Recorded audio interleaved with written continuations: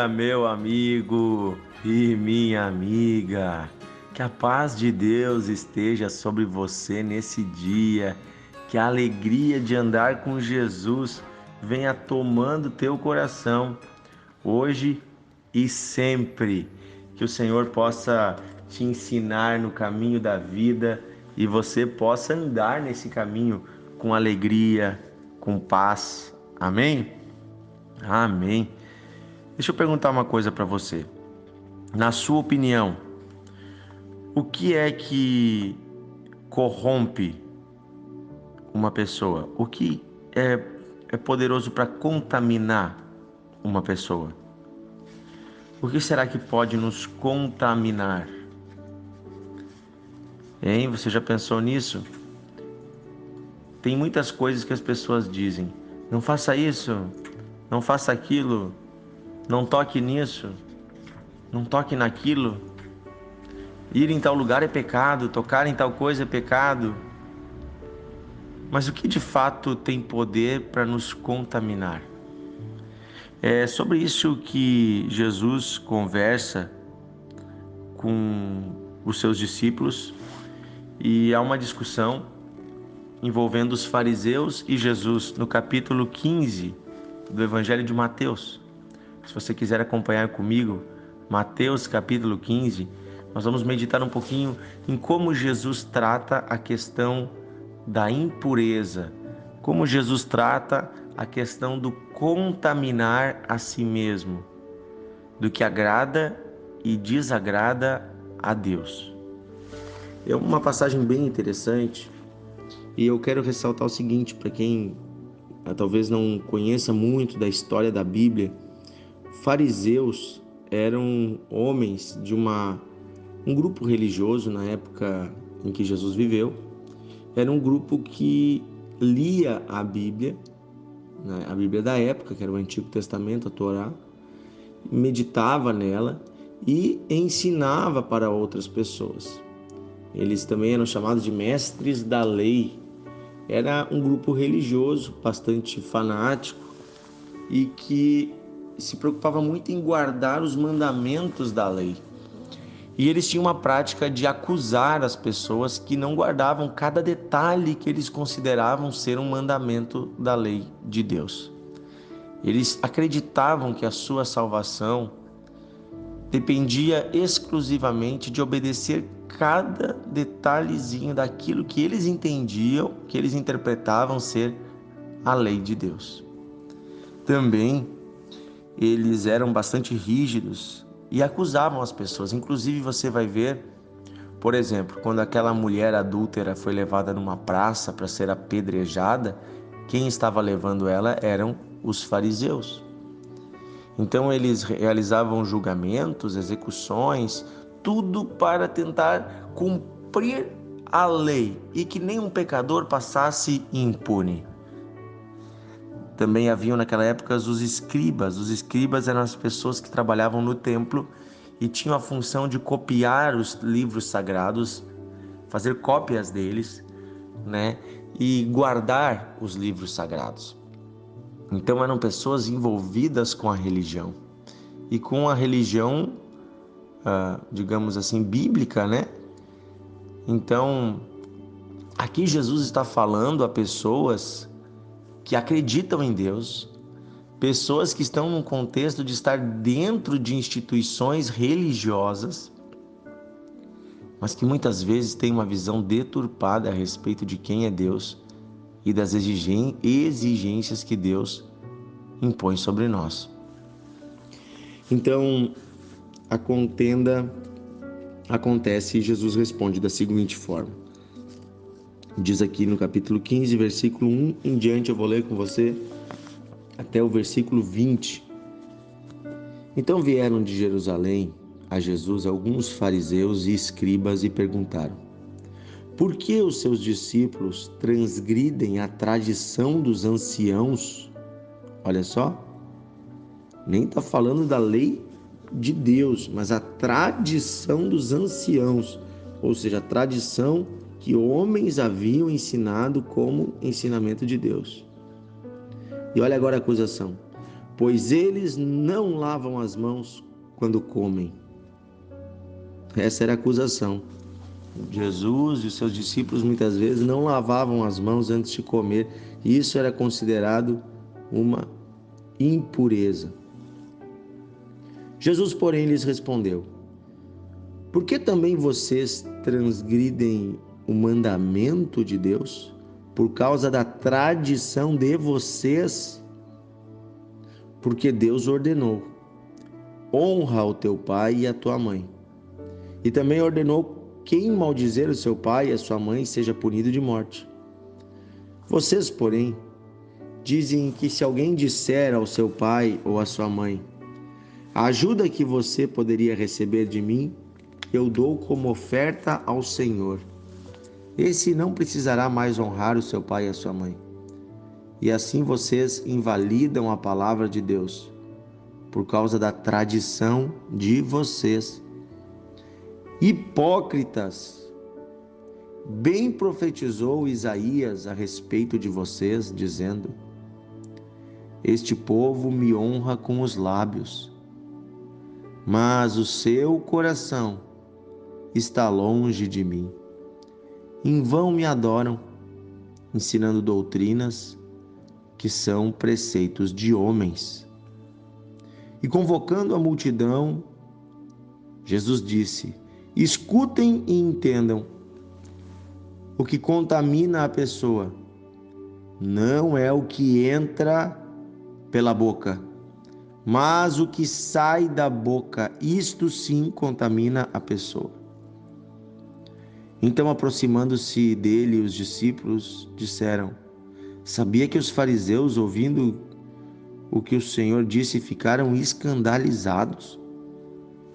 Mas ele, Jesus, respondeu: toda planta que meu Pai Celeste não plantou será arrancada. Esqueçam os fariseus.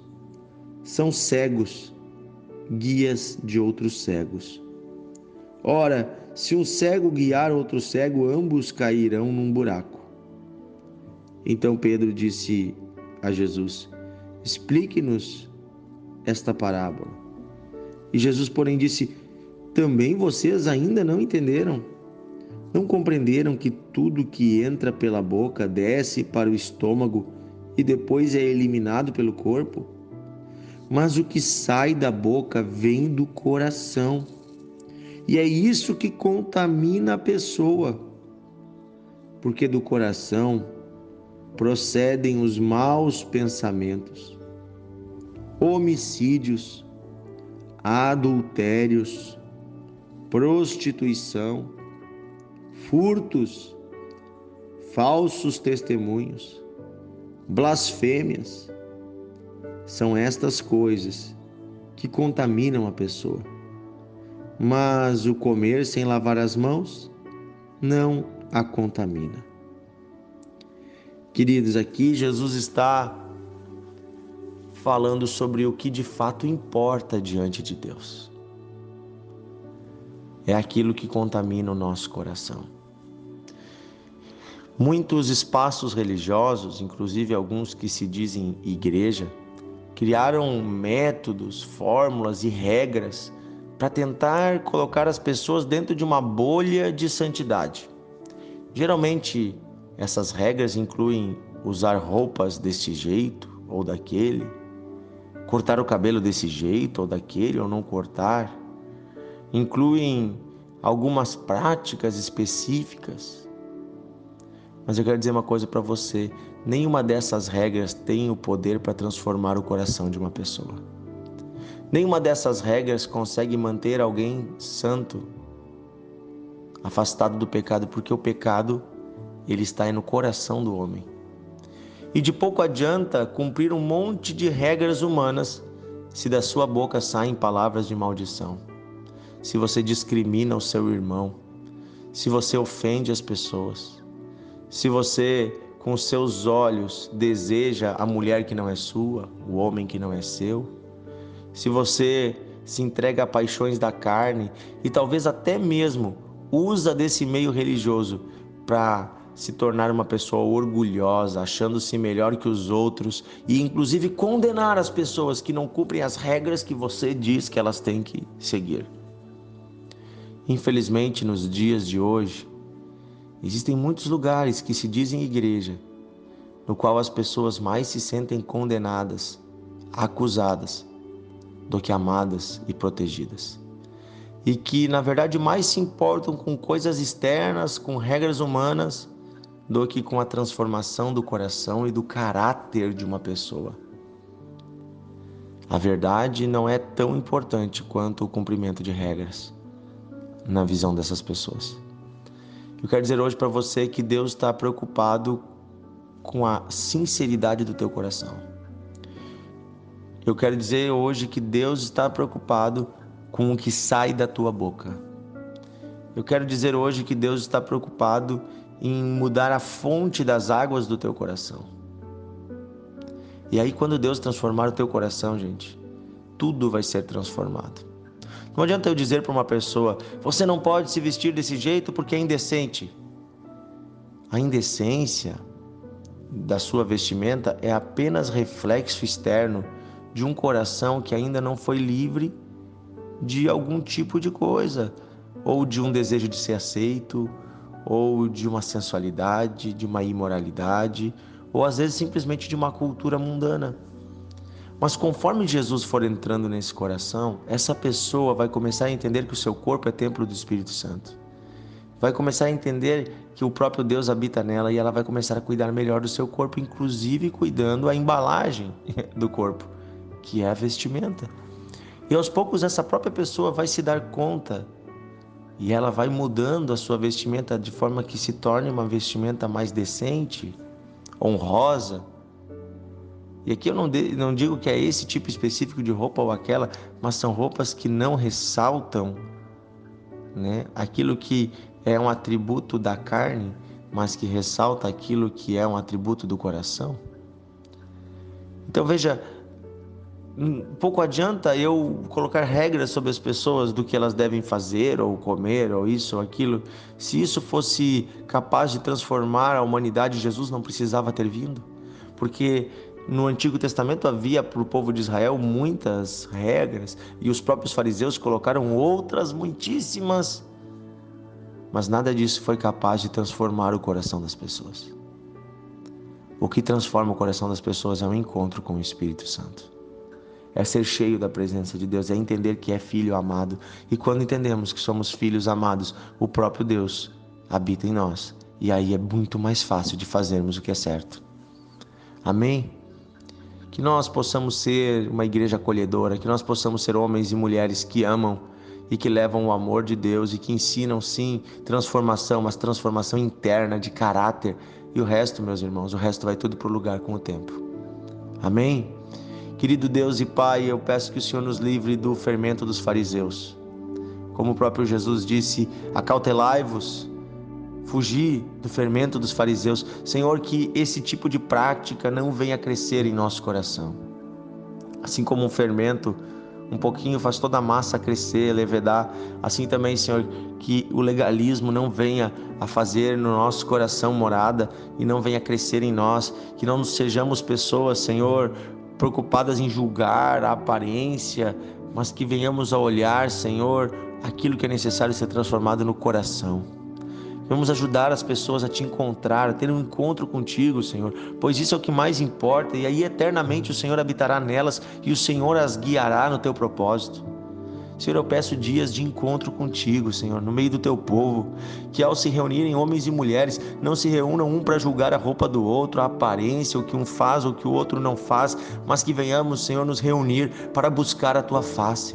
E ali, Senhor, o Senhor se manifeste em nosso meio e o teu Espírito molde o nosso coração, arranque tudo que não é bom e rasgue tudo que não é certo. E que então, Senhor, a tua presença gloriosa venha moldar-nos como filhos amados na direção do Pai que nos ama. Senhor, é isso que eu peço, dias de encontro contigo, Senhor, encontros de fé, encontros de transformação. Eu peço, Senhor, encontros do teu Espírito conosco.